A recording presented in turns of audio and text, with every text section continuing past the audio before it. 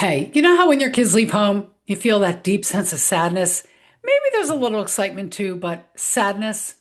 Well, this is why I'm sharing this particular episode from our secret vault. Because empty nest grief, it's not something to just get over. It's a real thing, and it's yours to navigate to your best of your ability. But you don't have to do it alone. I'm Jody Silverman, and you're listening to Beyond Empty Nest. I'm a life coach, recovered empty nest mom, living her best life. And let's face it, being a mom ain't easy. You pour everything, heart and soul, you have into your children for decades, all the while knowing one day they're going to leave.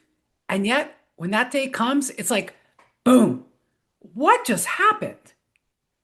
So, whether you're that mom feeling lost, sad, and without purpose, or the mom who's slightly sad, yet kind of excited to discover what's next, you're in the right place at the right time. I love when that happens, don't you? My friend, life coach, and fellow empty nest mom, Adina Tovell, is here to not only validate that your empty nest grief is real, but to share how you can navigate it so you can begin to get excited about what's waiting for you. Okay, spoiler alert. Do you want to know what's waiting for you? Fun, opportunity, and an amazing new relationship with your kids. So get ready, get set, and let's dive into this episode. Wait a minute. I almost forgot to mention, I have a gift for you because sometimes we need a mood booster, and it's a real mood booster to help you whenever you feel down and out. It's 5 dares to boost your mood and overall well being. It's a resource from me to you, and it's free. You can find the link in the show notes below after the episode. Okay, let's dive in for real.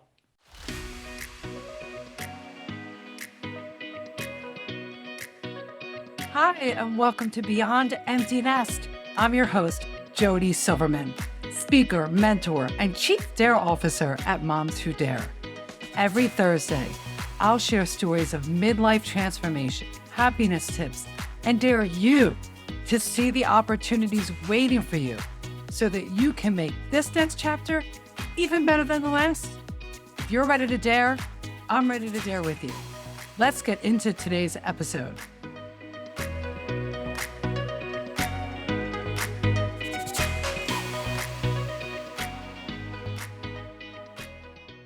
I am beyond excited because today on Beyond Empty Nest, we have my dear friend, Adina Tovell.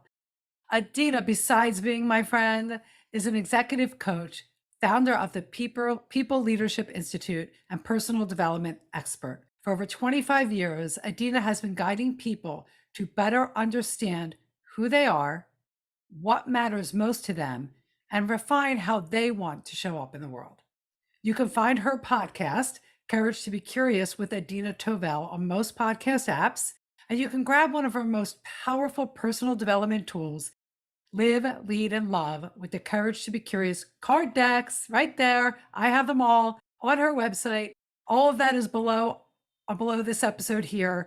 And like I said, even with all of that, Adina is a personal dear friend of mine for many years now. She is also a fellow empty nest mom of 2 amazing, beautiful daughters. So Adina, welcome to Beyond Empty Nest. Thank you, Jody. I'm so excited to be back in conversation with you because I always love that space. And I'm so glad to be here with all the other empty nesting moms and to, share some things that hopefully will resonate with everybody. Oh, and it will, because we're talking about a real empty nest topic. The empty nest grief is real. And, we're going to talk about the grief a little bit, why it's so real, and strategies. Dina always offers amazing strategies for navigating this grief and the sadness. But first, I want to go back and, I read your bio, and that's great. But tell everybody who you are as a mom. So who I am as mom is I have 2 daughters. One, I guess, started college, defected from college, moved to another country, had a whole kind of experience there, and is now back in college in that foreign country. So my part of my empty nest is a 24-year-old who lives 6,000 miles away. And then I know, right? And then my second daughter is a senior at the University of Vermont, also pretty far away. 400 though miles as opposed to 6,000, and she is getting ready to graduate this May. That's exciting. I know. It's big, big exciting. The second one going out into the world. But I mean, we did on a previous show that I hosted, we talked about the one daughter who defected from college and went far, far away. So, empty nest comes in all shapes and sizes. And whether your children live 6,000 miles away or literally 45 minutes away, I have a son who lives 45 minutes away, and he's my son. I can go weeks without seeing him. The grief that comes with empty nest is real. So let's talk about grief for a minute. When Yeah. you say grief, what exactly are you talking about? Well, it's really interesting, Jody, because you and I were sharing something prior to the recording as to when empty nest sort of hit you, and it didn't hit you the moment your kids left to go to college, and it didn't hit me either the moment they left for college. And one of the reasons I wanted to do this episode on grief is that it actually took a long time for me to, I think, experience the empty nest grief. And there was a whole bunch of things that I think were the catalyst. And then it took me a while to realize that what I was experiencing was a tremendous amount of grief. And grief isn't something we talk about a lot unless somebody has died. Right. We think of grief as associated with death, but grief is actually is an emotion that has a much broader spectrum of places where it applies in our life and where it shows up. But if we don't know it's grief, we kind of go around thinking, am I crazy? Am I just overly sad? We do all of these crazy things to ourselves because we don't actually name it as grief. And so I wanted to talk about what grief is, and then maybe people can see like, "Oh, that sounds a little bit like me and what I might be experiencing that might be looking like a variety of other things." And so, one piece of grief is, of course, this sense of loss. When somebody passes away, of course, that feels really literal and clear. This person that we loved or this animal that we loved is no longer in our life. And that's true. There's this loss of that person being in our life. But in this particular case, it is also a loss of a lot of things. It might be a loss of routine. It might be a loss of what I did my first hour in the morning. It might be a loss of how I built my calendar because there was always a school structure to be following. Right? There's also can be a sense of a loss of control. I had my whole life organized. I knew what I did. I knew what I was doing. And now everything feels kind of out of control. I don't know what to do with my time or how to organize it. And I just want to say, it's sort of regardless of whether you work or regardless if you volunteer or other things. I mean, I work full time, I do all these things. And I was just amazed at how the grief of suddenly this loss of direction and kind of an organizing structure of my life just came up and hit me. So, this grief is this loss of something precious. And I want to just let us all think that it's more than death. Oh, absolutely. I'm happy you started off with that. And it I love everything you said because what resonated with me is the loss of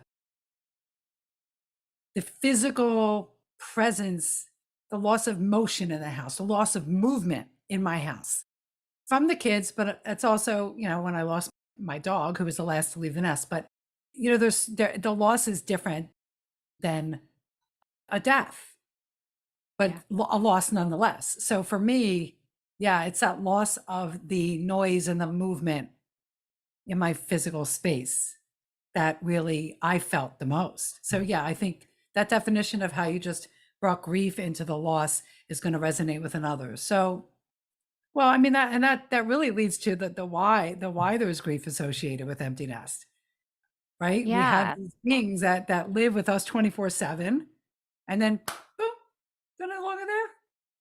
Yeah. And, it is. So I think, why do we have this grief and emptiness, right? These changes to things. And I can think of things that, okay, the snuggle moments on the couch. Okay, there's no snuggle moments on the couch anymore. Or maybe it was even the arguments you have. It's amazing how you can feel like you miss the arguments that came up, but it was a way of engaging.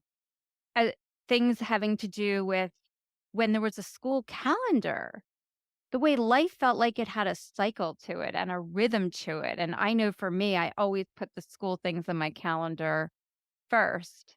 And it gave me this sense of belonging, association, connection that, just evaporated.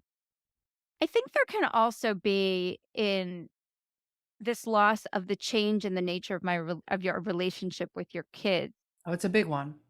And Jody, you talked about this a lot. You've talked about it on podcasts, you've talked about it on Facebook, you've talked about it that we really do need to actively consider what is the relationship we're going to have with our kids now, because when we try to have the same relationship we've always had with them when Mhm. they're, let's say, in college or off, moved away, worked, whatever it is, we're only going to suffer more Mhm.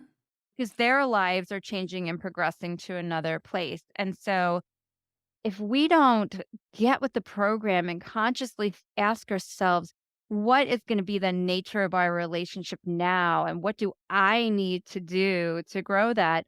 Then that loss and that suffering is just going to keep sticking around. And it is going to negatively impact Yeah. your relationship. It's the acceptance that your role as mom has shifted and changed, and yet you're always their mom, right? We're always that's what I talk about. But yet the interaction is different. The level of letting them go and making decisions on their own and respecting the space is there.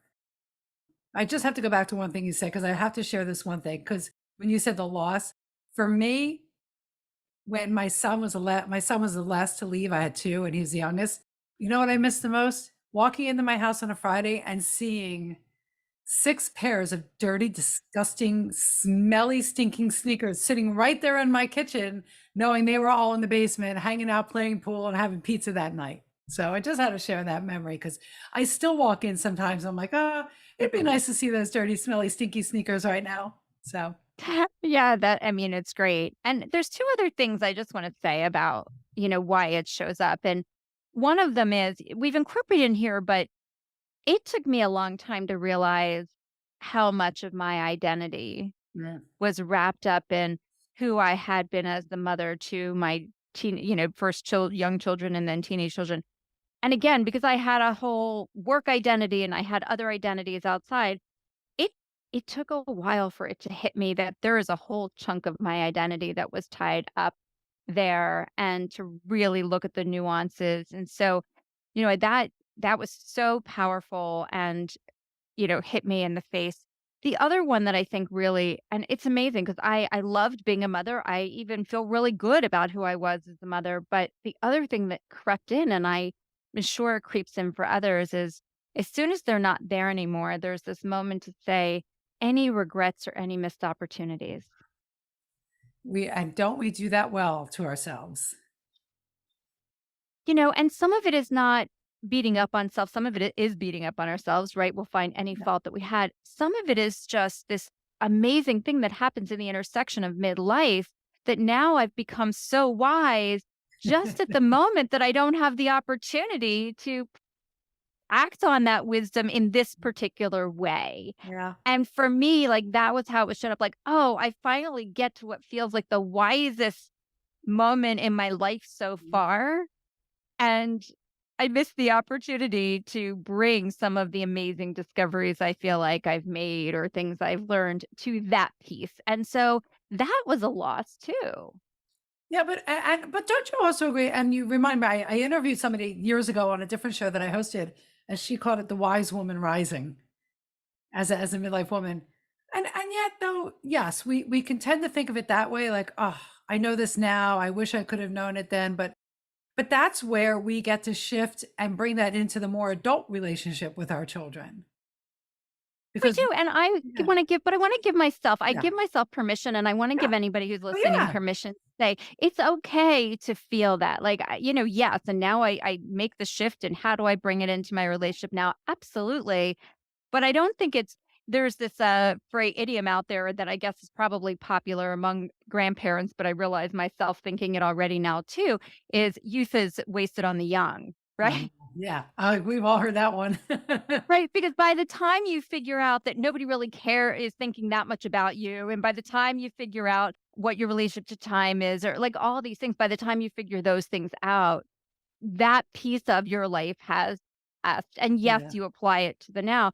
But I still think like there's permission to feel it, even as we then say, okay, now let me take it and take all that I learned and all that I know and all that I am now into the future relationship. Absolutely, you have to feel the feels. I think so a lot of people don't because of a number of reasons, but they're scared that, you'll be so consumed with the grief that you Yeah. won't come out of it. But you have to give yourself permission and you're allowed. It's not about like you said, it's not about beating yourself up. It's about, okay, I'm feeling this and okay, so I wonder why it's popping up right now and why am I feeling this way? And okay, that's how understanding the grief, understanding the feeling and the emotion behind it. But and grief could show up in a lot of different ways. Oh my gosh, I made a whole list, Jody, right? Because I think there are so many different ways it shows up, and it's partly dependent on our personality, also dependent upon the time of day, or which week or month or year, right? So I've made a list, right? So grief can feel like loneliness. And loneliness doesn't have anything to do with how many people are in the room with you. It has to do with like this feeling of aloneness. And so it can feel like aloneness or loneliness. It can feel like disorientation, like I don't quite know where I belong or fit or how I connect in anymore. You've talked a lot about it can feel like a loss of sense of purpose, right? There can be, and look, it coincides with midlife for many people, right? Not everybody, but for many people, it coincides with midlife, which all in all can bring this level of dissatisfaction with my life. Like, where am I? And have I lived the life I wanted to live? And my life is less vibrant now. And I'm young enough, I'm still going to live a long time, but all those things. So, a general sense of dissatisfaction can show up as longing. I mean, I will like here, self-disclose. Last night, there was something going on and it was just incredibly emotional and draining. Nothing to do with my kids, but I sat down and watched an episode of Gilmore Girls because I Oh, was just like this, like longing for just those moments of the comfort thing, being on the couch, snuggling up to my kids, watching Gilmore Girls. And I just was trying to recreate that because I had so much longing for the kind of comfort that would bring. so I have to tell you, I have to do a shout out to the audience. If you are listening to this and Gilmore Girls is the show as a mom that you love to watch because you have daughters, you have got to drop a comment. Go and leave us a comment about that because that was a big thing for me and my daughter at a certain time in her life where we literally binge watched I think it was like all 7 seasons in a row. So I get that. So even though you were feeling this overwhelming whatever emotions around whatever it was going on, had nothing to do with your children, you were driven to tap into that feeling as a mom with your daughters again. That's interesting. Yeah. Like Like, that. I was just longing for that comfort and just everything all the feeling of that, and said, "Alright, I'm putting in my AirPods, and I'm sitting and watching Gilmore Girls," right? So, Yeah. I think it can also show up as frustration, like, sometimes we just feel like we're frustrated with everybody. We're frustrated with our kids, our spouse, our friends, our partner, ourselves, whatever, and we don't know why, because grief can show up just like an overall sense of frustration. Yeah. Something is just off, right? Sometimes it can show up feeling a little numb and disengaged, like, I don't feel like doing anything. Never thought about grief. I never thought about grief the other way as a frustration. Yeah, because I think if frustrate grief is so overwhelming, and especially if we don't sit a lot with our emotions, which most of us don't. And if we don't really tap into what is sadness or grief versus the other, is we tend toward things like frustration or anger or anxiety or shortness as our go-to, and we often don't think that what might lie beneath that is not the person who we're pointing our finger at as the thing that's annoying us or the person that's annoying us, but that there's actually a couple layers underneath that. This is what I love about you, Adina. You have a gift. You have many gifts. Man, and I know this to be true because you're my friend. But you always offer that deeper level of self-awareness for us to dare just pause and say, okay, I wonder what's happening there. Mm. I wonder what this feeling of frustration is, or what this feeling is. Oh, it's frustration. I wonder what that's about. Is it really about XYZ? And that's what I love and learned from you, is to really get curious about what is that, so that you can become more self-aware of how you are, navigating through the grief and loss of empty nest or whatever life is throwing at you. And I just need to say that because that's what you're telling us to do. That's what you're sharing with us, that it's getting aware that your initial feeling and emotion might have nothing to do with that situation, and yet everything to do with grief and loss. Yeah, and I think, Jody, I just want to share personally that that was a very, very real factor for me. So I'm divorced from my first marriage, great relationship, but divorced from my first marriage. And I got together with somebody else actually right in the midst of empty nesting, right? My kid's gone. I get together with somebody else. And we went through a pretty rocky period where I almost pulled out of the relationship completely because something felt so off. And I couldn't nail it down, but I certainly found all kinds of scapegoats. And I said, it's this, it's because they're this way. It's because, like I found all these scapegoats for why and almost pulled out of the relationship completely. And what I ultimately ended up realizing is the grief at the loss of sense of family in the way that I had known it was just so devastating. And the two of us together without kids around could not recreate that same sense of family. And so all of this pointing fingers and all of this, blaming it on the relationship really wasn't about the relationship. It's because deep at heart, I was so longing and desperate for this sense of family that just wasn't going to be part in that way of this relationship. And so I wasn't seeing the relationship clearly because I was so distraught in my own sense of grief of that loss of the way family life had been for me. And yeah, I remember you sharing that with me, and with your daughters being far away. And yeah, Yeah. it can hit at any time. It doesn't have to be immediate. So, all right, we now know what grief is. We now know why it's associated, and and how it can creep up and how it can show up.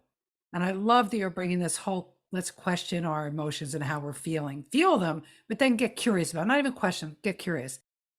You also are known to have amazing strategies and suggestions and tips on how to navigate life transitions, Adina, through both being a coach, but also because, you've gone through them yourself. And that's what I love about this show, is that everybody I talk to has gone through some journey and has come out the other side learning something, and we share it. So you're going to offer 3 strategies for navigating this sadness. I am going to offer 3 strategies. I'm also going to begin with a little shout out because it's really interesting. I'm been doing a lot of reading. I've been doing some additional Brene Brown binge reading recently, a few other books too. But one of the book I hadn't read yet, so I've just been diving into is Atlas of the Heart, her most recent release. And Atlas of the Heart, the same way an atlas of the world kind of shows maps in different places, is she's really gone about and tried to map out the heart space of humans. And when she begins with the statistics, when you interview people and you ask them about emotions, the average person can literally name about 6 to 9 emotions at most. And yet, when you go into the research, and I'm going to get this a little wrong, but the number is probably somewhere between 40 to 50 Oh, different emotions. different names. I would never even know. No, you're right. Yeah, so we go to anger, we go to anxiety, we've got a basic go-to group. But if you took a minute and just listed down the number of emotions, most of us would come to a range of somewhere from 6 to 9. If we're a little bit whatever, maybe we get to 12. But when we look at the research, it's way, way, way more than that. And that's why we can get so thrown off when we're feeling things and why it's so easy and we want to just go and blame somebody, something or whatever, because we don't even understand. We don't even have a way to name it. So if you haven't read Atlas of the Heart, or there's tons of other great resources out there too, where you might actually just work on expanding your emotional vocabulary, which is something I really had to step up and do in the later part of my life, is to go and do that because under the three strategies, the first strategy is really to be in the thing, sit with it, right? Allow yourself to feel. And I know, Jody, people sometimes they fear, I mean, terror. I don't mean just afraid, but a terror of sitting with emotion because the prevailing belief is I'm going to get consumed and I won't be able to get out of it. And I want to reassure people, right, that intentionally sitting with your feelings does not like open up the floodgates and you get swallowed up. Intentionally going into it, which means I want to sit with the feeling and I want to seek to know it and seek to understand it, actually brings so much more strength and awareness to your life, right? And it actually makes us stronger. So allow yourself to be in it without so much fear. And once you realize, oh, I can sit in something and whatever, and I'm not going to just get consumed and be stuck here forever, then, you begin to get more resilient and better practiced at it. So you get in it and you share it, which is what your community is for. I'm feeling this. Try to recognize how is it showing up for me? Okay, I'm feeling, and how are my feelings showing up? Am I irritable with people? Am I blaming people? Am I saying no to things all the time? What am I doing because I have whatever feeling this is, right? So how's it expressing itself? And can I put a name to it? Maybe I go into Atlas of the Heart and I go to the, listing of emotions, say, which one of Mhm. these, because there's so much power in saying, okay, I got it. Once I figured out that it was grief I was feeling, I actually felt way more liberated and Yeah. way more empowered to now make healthier choices for myself. Well, that's what was going through my mind was that it's empowering Yeah. to feel it and then to name it. Yeah. So feel it, name it. And then once you've felt it, once you've named it, now we do go to that place, Jody, that you really guide people is, we go to what do I want more of? Like, new structures can I put in place so I can evolve and change? So I have to feel it, see how it's showing up and name it. And now I then create new structures. And so this is where it's like, I'm not gonna get those moments on the couch with my kids in exactly the same way they were, and what I have said is, and I've said it to my kids very recently too, I want at least one time in the year where we designate a time, we go to a rented house, I don't care what country in the world it's in, where we just have time where we don't have to have 5,000 plans. We get to just be and allow the things. And I just said it. Okay, I need a new structure because I'm not just going to get it on the random Friday night. Yep. Oh, I love that. I love that. And so we have to get creative, but this is where as women we're really good. But I will tell you, creativity doesn't come if we're not courageous enough to go through the first two steps. If we haven't gone through the first two steps, we haven't felt it and then identified how it's showing up and named it, all we end up doing is grasping. I mean, if I wish everybody were here and I'd say, how many people feel like they grasp at their kids? They chase after them. They try to pull them back. They try to pull them down. They try to get them back where things were. Like, I mean, we're all guilty of doing that a bit. When you go through this process, you now have new tools and you don't have to be grasping and strangling your kids anymore. I love that. And I don't know any mom that hasn't grasped. So everybody's done it at least once, if not multiple times. Hello, me. Yep. But all right, those Guilty. are great. I love that strategy. It's a system. It's a system. Sit and feel it. Get curious about how it's showing up and be honest about how it's showing without judgment. It's just shit. This is showing you just have to beat yourself up, and then create new structures and define what you could do this. I love how you asked your daughters that once a year, maybe the three of us could just go somewhere and be. I love that.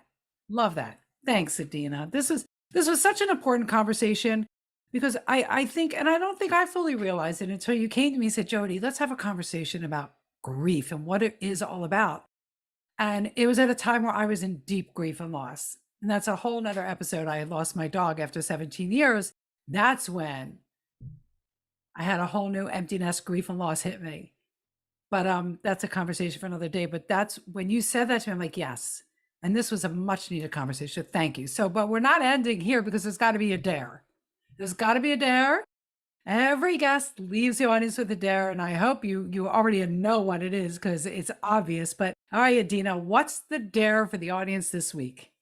Yeah. So the dare is I'm going to dare you to sit in it, dare you to turn away from all of the ways that you run from emotion and especially the hard emotions. And I'm going to dare you sit. And if it helps to make you feel stronger to do it, order Brene Brown's Atlas of the Heart so that while you are sitting, you can flip through the pages and really do some detective work. What might I be experiencing here? And I'm going to dare you sit with it. Don't run away. And I promise you that we will drop a link to Brene Brown's book in the show notes below for sure. I'm always looking for a good book. So that sounds good. So your dare is to sit in it, sit in the sadness, embrace it, be with it. Adina, thank you so much for coming on to Beyond Emptiness. This is going to be a very well needed, well received message. And listen, what landed for you here? What was it about our conversation that really landed for you and spoke to you? Leave us a comment, leave a review, go ahead and follow, fan, and love us everywhere. And as I always say, dare on. Thank you for listening to this episode of Beyond Emptiness. For detailed show notes and more information, be sure to visit jodysilverman.com. Hey, I'm Jody, everyone. Thanks for listening to one of our most downloaded and listened to episodes from our secret vault. If today's episode made you feel seen, heard, or understood in a new way, I'd love for you to leave us an honest review on your favorite podcast platform. Reviews help amplify our show and reach more moms and women who desire a supportive community like ours. And speaking of community, do you know about our private Facebook group? No? Oh my gosh. We have a private Facebook group called Moms Who Dare. So don't wait. Come say hi using the link in the show notes below because you don't want to do this chapter alone. I'll be waiting inside to welcome you. Until next week, dare on.